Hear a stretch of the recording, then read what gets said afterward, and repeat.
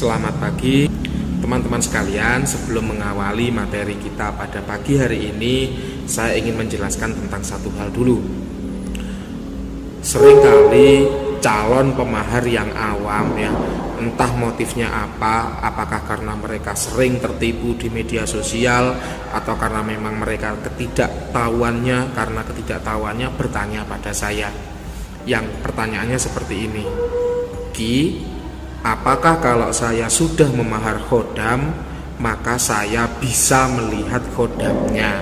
Ya, pertanyaannya saya ulangi, Ki, apakah kalau saya sudah memahar khodam ya maka saya bisa melihat khodamnya?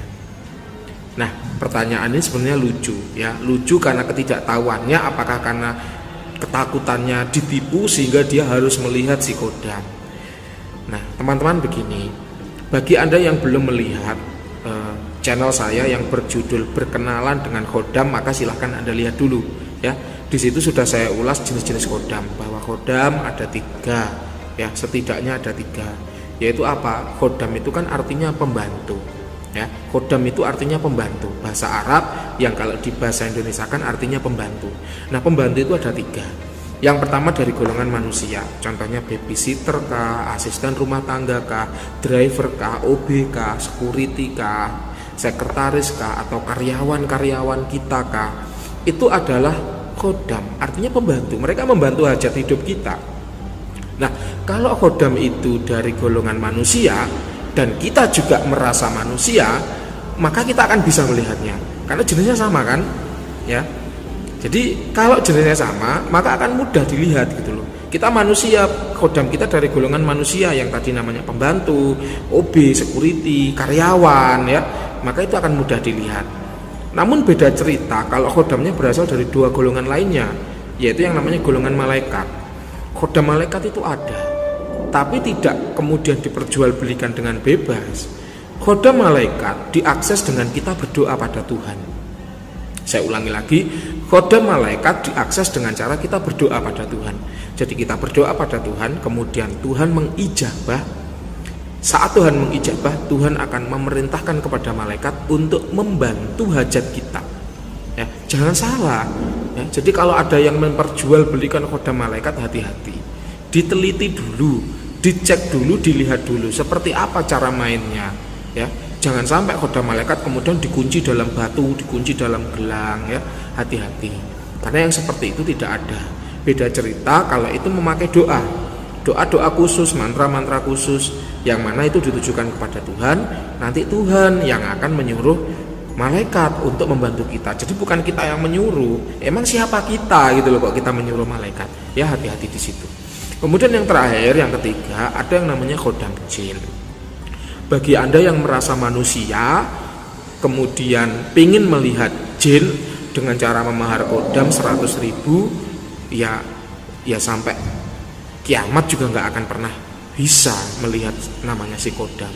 Kenapa? Karena golongannya beda. Kita manusia, mereka jin, maka kita nggak akan melihat mereka. Kecuali Anda merasa diri Anda bukan manusia. Oh iya Ki, saya ini jin ifrit misalnya. Nah itu beda lagi, mungkin Anda akan bisa melihat mereka ya. Jadi kalau khodam itu berasal dari golongan jin, ya jangan mimpi akan bisa dilihat setelah memahar. Mahar 100.000 terus bisa melihat khodamnya. Ya jangan mimpi gitu loh, itu nggak akan terjadi ya.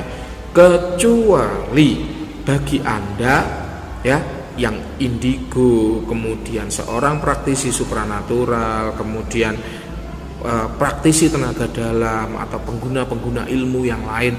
Nah itu mungkin atau boleh jadi atau bisa jadi Anda melihat si khodam. Ingat ya, itu mungkin atau boleh jadi atau bisa jadi Anda melihat si khodam ya.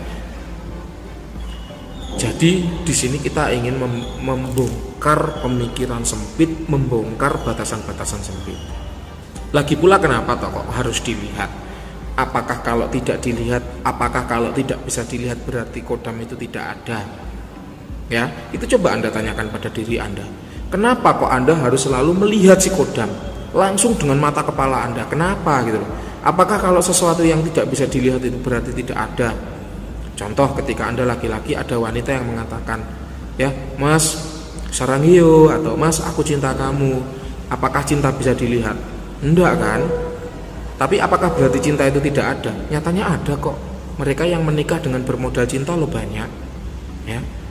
Terus lagi, misalnya Anda marah, ya Anda disakiti orang, Anda marah. Kerasa kan di sini marah itu, sakit hati itu kerasa kan? Apa bisa dilihat sakit hati itu? Enggak. Tapi bisa kan dirasakan? Bisa, dan ada kan? Ada nyatanya. Itu contohnya. Lagi, ada orang kentut. Ada orang kentut di dekat Anda. Bisa nggak kentut itu Anda lihat? Nggak bisa. Tapi Anda percaya ada kentut? Pasti percaya. Ya. Contoh lagi, ada tikus mati di rumah Anda. Anda bisa nggak ngelihat tikus mati itu? Nggak bisa.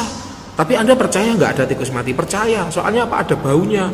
Ini mana atau ini kok baunya ada tikus mati, dicari nggak ketemu. Berarti kan dicari nggak ketemu itu kan berarti Anda belum bisa melihat bangkainya. Tapi Anda percaya kan bahwa ada tikus mati di situ. Nah, itulah yang saya maksud bahwa segala sesuatu tidak harus dilihat. Kenapa? Karena kita punya panca indera yang lain. Selain mata ada hidung, ada lidah, ya. Hidung itu indera pembau, lidah itu indera pengecap, telinga indera pendengar, kulit indera peraba. Di situ bisa kita gunakan untuk melihat keberadaan kodam. Contoh, tengah malam Anda tidur, ya. Sebelah kiri Anda sawah, sebelah kanan rumah Anda, ya, sebelah kiri rumah Anda sawah, sebelah kanan rumah Anda kebun, ya, kebun atau kebun. Belakang rumah Anda sungai, depan rumah Anda kuburan. Kemudian tengah malam Anda mendengar ada suara bayi menangis. Apa yang Anda lakukan? Loh, kok ada suara bayi menangis ya? Wah, setan ini. Pasti kan begitu. Apakah Anda perlu melihat setannya? Enggak kan? Tapi Anda percaya kalau ada setan? Percaya. Buktinya apa? Di sekitar Anda itu enggak ada rumah, tapi tengah malam Anda mendengar ada suara bayi menangis.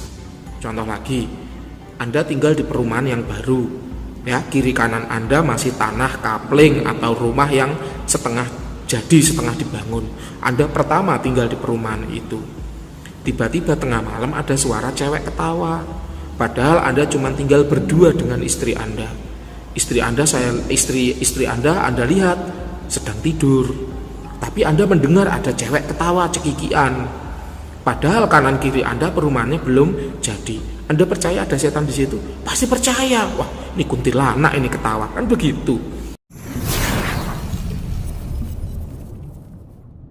Apakah Anda harus melihatnya? Enggak kan? Tapi Anda percaya ada kuntilanak itu? Percaya. Kenapa? Karena Anda mendengar suaranya. Contohnya begitu. Anda maghrib di perumahan, ya, di perumahan baru. Tiba-tiba mencium ada bau ubi bakar. Wah, ada genderuwo lewat ini. Kenapa? Karena ada bau ubi bakar. Padahal Anda tidak sedang membakar ubi dan tetangga-tetangga Anda itu rumahnya kosong. Anda percaya ada genderuwo lewat? Percaya. Kenapa? Karena Anda mencium baunya. Nggak perlu Anda melihat wujudnya. Nah, itulah yang saya maksud. Jadi segala sesuatu tidak harus dilihat. Yang namanya manifestasi atau tanda-tanda kehadiran jin, ya, tanda-tanda kehadiran kodam Anda yang dari golongan jin itu bisa Anda tangkap melalui seluruh panca indera, tidak harus dilihat. Contohnya dengan pendengaran. Mendengar suara-suara aneh, mendengar suara-suara halus yang tidak ada sumbernya, itu adalah bukti dari kehadiran jin di sekitar Anda. Contohnya tadi ada suara menangis, suara ketawa, suara benda jatuh, ya. Padahal tidak ada yang jatuh, tapi terdengar suara benda jatuh. Itu adalah tanda kehadiran jin. Tidak perlu Anda bisa melihatnya, tapi dengan mendengarnya Anda bisa mengetahui bahwa ada jin di situ. Lagi, kalau dengan penglihatan, contohnya ada sekelebat bayangan, ada kain putih nyantol, padahal di situ sebelumnya nggak ada. Kemudian ada anak-anak yang berlarian, padahal Anda belum punya anak, dan lain sebagainya. Itu adalah tanda-tanda kehadiran jin yang ditangkap dengan indera penglihatan. Kalau penciuman, ya itu tadi, contohnya tiba-tiba bau melati, bau bunga kenanga, tiba-tiba bau singkong bakar, ya. Kalau singkong bakar tuh konon katanya genderuwo. Kalau bau melati, bau kenanga itu kuntilanak. Kalau bau harum, setelah bau harum bunga diikuti bau busuk, biasanya itu sundur bolong, ya, dan lain sebagainya. Itu adalah tanda-tanda yang bisa ditangkap oleh indera penciuman. Tidak perlu Anda melihat, tapi Anda bisa menciumnya. Kodam pun demikian. Anda tidak megang minyak, tiba-tiba Anda mencium bau minyak mise, minyak javaron. Nah, itu tanda-tanda kehadiran kodam. Misalnya Anda sedang sendirian, kayak saya nih, sedang sendirian di kelas. Saya sedang tidak membawa minyak apapun. Saya juga tidak memakai minyak apapun. Tiba-tiba, saya mencium ada bau minyak javaron. Nah, itu bisa jadi kehadiran jin. Ya, nggak perlu saya melihatnya, tapi dengan baunya saya bisa mengerti bahwa itu adalah manifestasi. Manifestasi itu tanda-tanda kehadiran jin. Kemudian dengan indera pengecap, ini saya pernah mengalami ketika pertama kali dulu saya memiliki kodam Om Yang Jagat. Ketika itu saya memiliki kodam Om Yang Jagat, saya tidak memegang minyak apapun, bahkan jenis-jenis minyak aja saya nggak tahu. Tiba-tiba waktu saya makan sari roti, tahu ya sari roti, baru saja saya buka sari roti itu, ya. Ketika saya buka, saya makan, rasanya itu adalah minyak javaron, ya. Loh, kok bisa ya? Padahal sari roti kan kita tahu ya terkenal kualitasnya. Itu tiba-tiba terasa javaron. Ya itulah tanda manifestasi kehadiran kodam di sekitar saya. Tidak perlu saya bisa melihatnya, tapi dengan rasa-rasa yang janggal yang tidak diketahui sumbernya tadilah saya mengetahui bahwa oh iya, ada kodam yang hadir di dekat saya. Kemudian yang terakhir itu adalah indera peraba, ya. Itu bisa macam-macam, bisa sentuhan, contohnya dicolek-colek, ditowel-towel, ya. Atau tiba-tiba merinding, ya. Merinding itu ada perbedaan energi antara energi Anda dan energi gaib, ada interval, ada gesekan sehingga kemudian Anda merinding.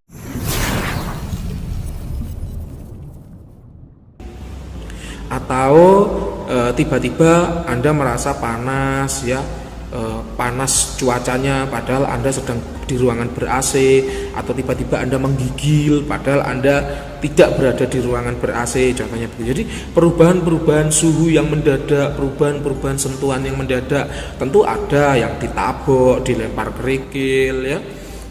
Pastilah Anda pernah mendengar lah cerita-cerita kayak gitu.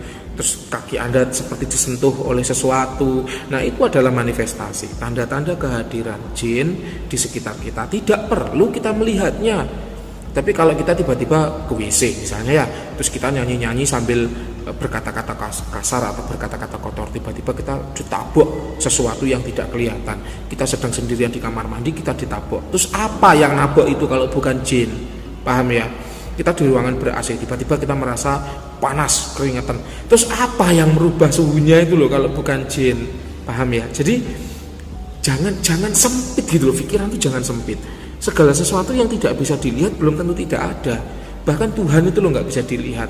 Tapi Anda kan percaya kan ada Tuhan? Ayo, kalau Anda nggak percaya, berarti iman Anda cacat. Iman yang pertama itu adalah iman kepada Allah, percaya bahwa ada Tuhan, ya. Nah, hati-hati, ya. Jadi kalau Anda nggak percaya dengan adanya Tuhan, padahal Anda belum pernah melihat Tuhan, wah ini, ya, hati-hati, ya. Jadi itulah yang saya tekankan bahwa segala sesuatu yang tidak bisa dilihat belum tentu tidak ada, ya, belum tentu tidak ada. Maka dari itu jangan memaksakan untuk melihat yang gaib. Contohnya tadi Tuhan itu adalah sesuatu yang harus kita percaya pertama kali ketika kita memeluk agama. Harus kita percaya pertama kali. Nah, kalau kita nggak percaya, itu kenapa kita sembahkan begitu? Ya, padahal saya yakin Anda juga belum pernah melihat Tuhan, ya. Tapi kita percaya kan. Itu contohnya Tuhan itu gaib. Dan gaib-gaib yang lain itu ada banyak, ada malaikat, ya. Malaikat itu gaib dan kita nggak bisa melihat mereka, tapi kita percaya bahwa malaikat itu ada. Kemudian khodok dan khodar, ya, itu juga gaib, tidak bisa dilihat, tapi kita percaya adanya khodok dan khodar.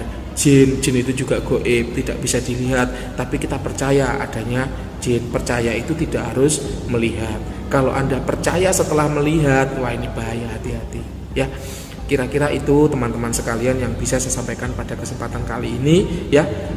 Selamat berlatih, ya, selamat berlatih, selamat mengembangkan diri. Jangan pernah lelah untuk belajar, jangan pernah bosan untuk belajar. Sekali gagal, bangkit lagi, 2 kali gagal, bangkit lagi, 3 kali gagal, terus bangkit, terus berlatih. Dan itulah yang akan membedakan Anda, membedakan nilai Anda dengan orang.